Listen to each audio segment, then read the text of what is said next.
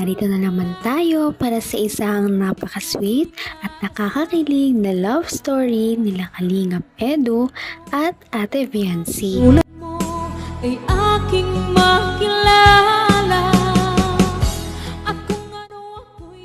Para sa pagpapatuloy ng ating love story ay meron na naman talagang ikinatrending ang NC Love Team dahil may pasabog na ginawa si Kalingap Edu noong nakaraan nating video.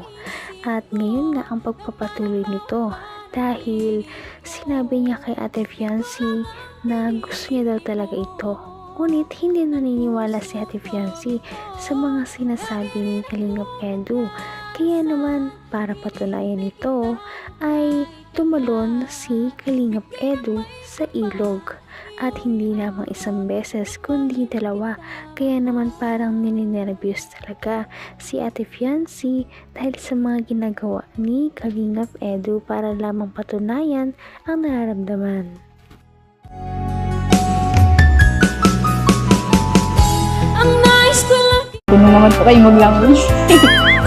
sabihin mo lagi ako'y iyong mahal.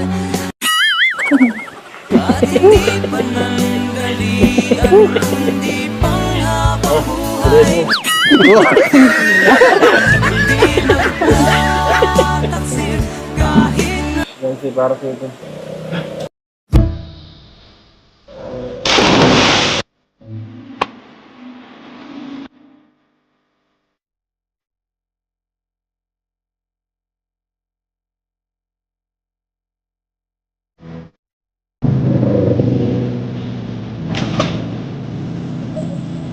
Ano? Iwala ka? Kamusta? Ay! Ay! Ay! Ay! Ay!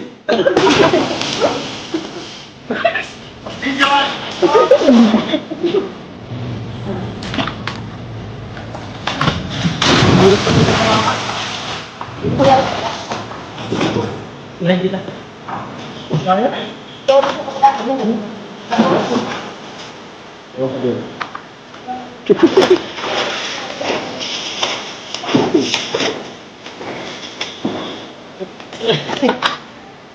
Saan ka daw?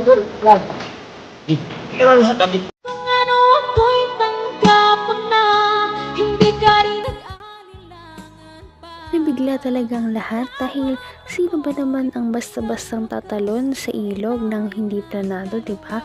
Kaya naman nagulat ang lahat dahil tinalon talaga ni Kalingap Edu ang ilog na ito para lamang patunayan kay Ate Viancy na gusto niya na talaga ang talaga. Saan ka daw? Yan. Kailan sa tabi? Hello. Hello. Itali. Ano? Iwala ka na? Pampasok. Yun. Naniwala ka na to. Ang bira. Umarang tayo. Nagtag. Nira pa sa katawan, Tek.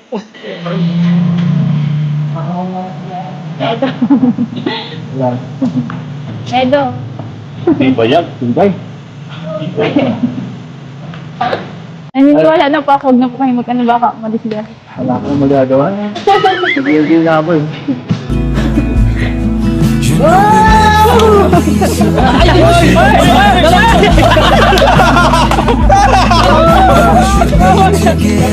It's heavy weather. We're heading for tonight. You better take what you need, 'cause the time's right now. Punchki. Kinda say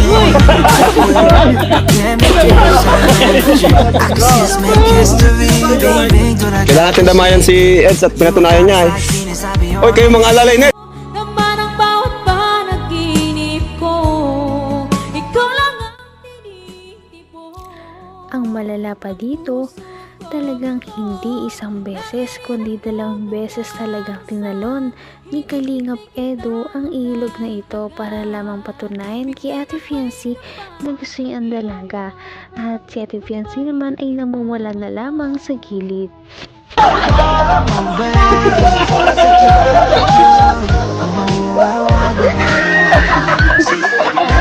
Ayan, para sa bulong.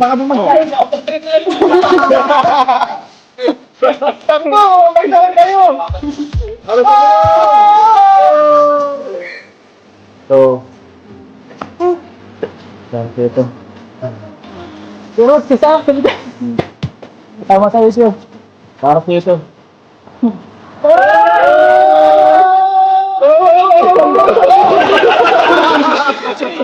Ay!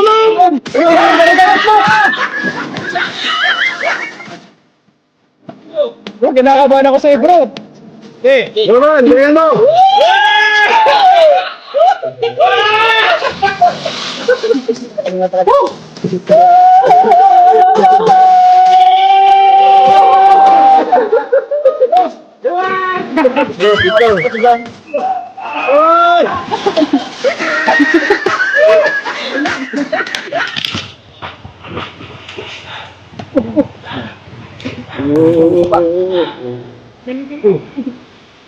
Kaya naman baba, dyan ka na lang.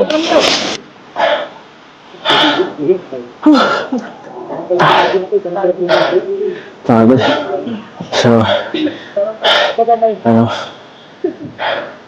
Hanggang wakas ay tayo ng dalawa. Palagi kang naman ang isip ko. Hindi nga alam ni Ate Fiancee kung ano ba talaga ang kanyang gagawin dahil parang hindi talaga mapigilan si Kalingap Edu sa kanyang nararamdaman at sa gusto niyang patunayan sa kanyang nararamdaman. Kaya naman parang ninenervyos na lamang talaga si Ate Fiancee dahil hindi niya makontrol si Kalingap Edu. Huwag mo sabihin. Hindi ko pa rin naniniwala. Basang-basa na ako. Ay, ginawa ko yun para sa'yo, ha? Ano? Naniniwala ka na? Ha? Napilitan ka lang yata eh. Akin nga ka mo? Ano? Ano? Naniniwala ka na?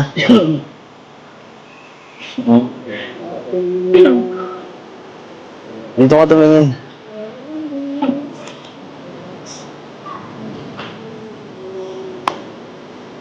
Ano?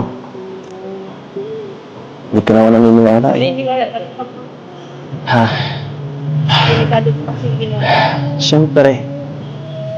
Pinalam ko lang sa'yo kung gaano kahit ano gagawin ko. Ano? Kasi ay.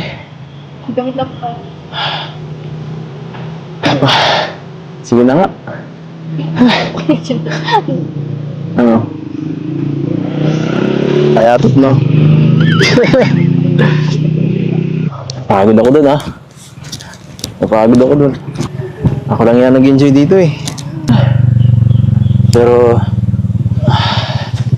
mas masaya ako dahil Grabe talaga ang nagagawa ng pag-ibig. Biruin mo ay napatulong talaga si Kalingap Edu sa isang ilog para lamang patunayan ang kanyang pagmamahal para kay Ate Fiancee. At hindi po yan dyan nagtatapos dahil sa kanilang date na ito ay marami pa talaga siyang mga sinabi at pinatunayan kay Ate Fiancee. Napaka-sweet talaga nila at napakabait ng tambalang ito kaya maraming sumusuporta. Kaya naman, sana ipatuloy natin silang suportahan at mahalin si Fiancee, si Kalingap Edu at ang Kalingap team. Yan lamang at maraming salamat sa panonood. Abangan natin kung magkakatuluyan ba talaga si Kalingap Edu at Fiancee. Hanggang sa muli. Bye! Ngayon'y abot